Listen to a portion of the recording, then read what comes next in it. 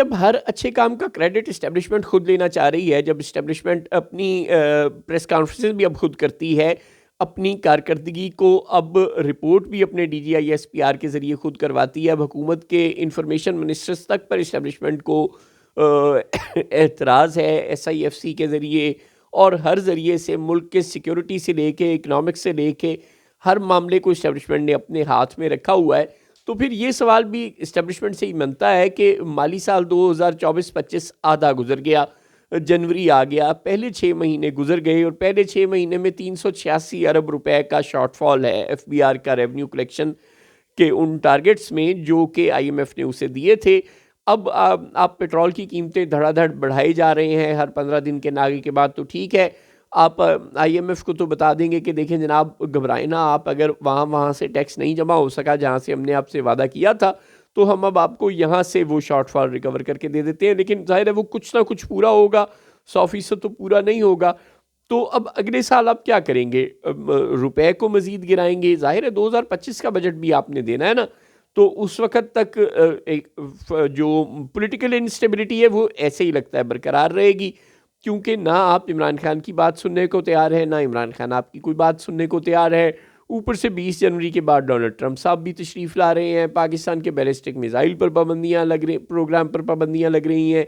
अब अमेरिका जब किसी पर पाबंदियाँ लगाने का सिलसिला शुरू करता है तो वो कहीं फुल स्टॉप नहीं लगाता, वो शायद आगे भी बढ़ेगा। ट्रंप इंतज़ामिया के आने से पहले ही पाबंदियों का सिलसिला शुरू हो गया, तो सोचें ट्रंप इंतज़ामिया के आने के बाद क्या होगा।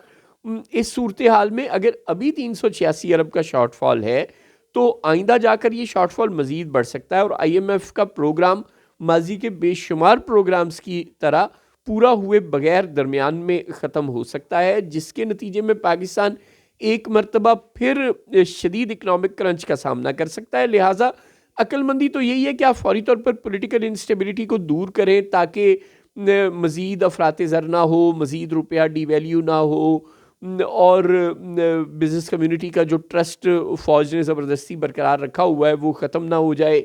और इकनॉमिक्स की जो टीम है वो ज़ाहिर है पूरी की पूरी इस्टेब्लिशमेंट की है, उसमें शहबाज शरीफ का कोई कसूर नहीं है। मोहम्मद औरंगज़ेब से लेके चेयरमैन FBR से लेके गवर्नर स्टेट बैंक तक सबके सब इस्टेब्लिशमेंट के बंदे हैं। और अगर ये महसूलात का टारगेट पूरा नहीं कर पा रहे और पेट्रोल डीजल पर टैक्स लगा लगा कर ये रेवेन्यू टारगेट पूरा कर रहे हैं, तो आपको क्या लगता है अवाम बिलबिलाएंगे नहीं, अवाम चीखेंगे नहीं?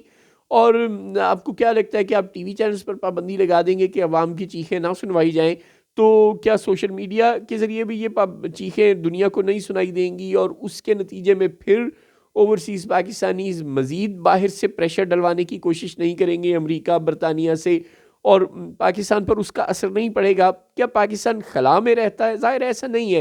पाकिस्तान एक इंटरनेशनल कम्युनिटी का एक ग्लोबल विलेज का हिस्सा है और दोस्त ममालिक से ताल्लुकात ख़राब होने से उससे फ़र्क पड़ता है। जो इकोनॉमिक सपोर्ट के इदारे हैं IMF, वर्ल्ड बैंक वगैरह, उनसे ताल्लुकात ख़राब होने या उनसे ट्रस्ट डेफिसिट आने से पाकिस्तान को फ़र्क पड़ता है। और जब ये हो रहा होता है तो फिर चीन, सऊदी अरब और UAE जैसे ममालिक जो पाकिस्तान में इन्वेस्टमेंट कर रहे होते हैं या पाकिस्तान में अपने फॉरेन करेंसी रिजर्व्स रख रहे होते हैं या किसी और तरीके से हमारी इकॉनमी को सपोर्ट कर रहे होते हैं, फिर वो भी हाथ पीछे खींच लेते हैं। यूँ ये एक के बाद दूसरा, दूसरे के बाद तीसरा मसला पैदा होता चला जाएगा अगर हुकूमत ने होश के नाखुन ना लिए और पाकिस्तान से इस पॉलिटिकल इंस्टेबिलिटी को दूर करने की कोशिश ना की, तो मसाइल बढ़ते चले जाएंगे। और जो इकोनॉमिक्स के, जो फाइनेंस की टीम है आपकी मोहम्मद औरंगज़ेब साहब की क़यादत में, वो अच्छा काम नहीं कर रही बदकिस्मती से। प्राइवेटाइज भी आप कर रहे हैं तो रेकोडेक जैसे मंसूबों को कर रहे हैं जो सोने की कान है, और जो ठप मंसूबे हैं PIA type, steel mills type, वो आपसे प्राइवेटाइज भी नहीं हो रहे। अगर आपको इसहाक डार के प्राइवेटाइजेशन कमेटी के चेयरमैन होने पर एतराज़ है तो उन्हें उठाकर बाहर फेंके, किसी और को बना ले। प्राइवेटाइजेशन के वजीर भी तो अलीम खान साहब हैं ना, तो उन्हें ही कमेटी का चेयरमैन बना दें। उन्हें नहीं बनाना तो मोहम्मद औरंगज़ेब साहब को बना दें। इस्टेब्लिशमेंट के लिए कौन सी मर्जी है? वो शहबाज शरीफ को एक फ़ोन करे और इसहाक डार साहब को वो उठाकर बाहर फेंक देंगे उस कमेटी से। आप मोहम्मद औरंगज़ेब साहब को इस कमेटी का सरबराह बना दें। आपको ज़ाहिर है पीपल्स नून लीग की कोई ज़रूरत तो है नहीं, आप नवीद कंवर साहब को या किसी पाकिस्तान पीपल्स पार्टी के फाइनेंस के अच्छे समझदार आदमी को भी इस कमेटी का सरबराह बना सकते हैं। तो ये तो कोई मसला नहीं है, प्राइवेटाइजेशन का अमल भी स्पीड अप किया जा सकता है अगर आपको लगता है कि ये सागदार की वजह से सुस्त रवि का शिकार है।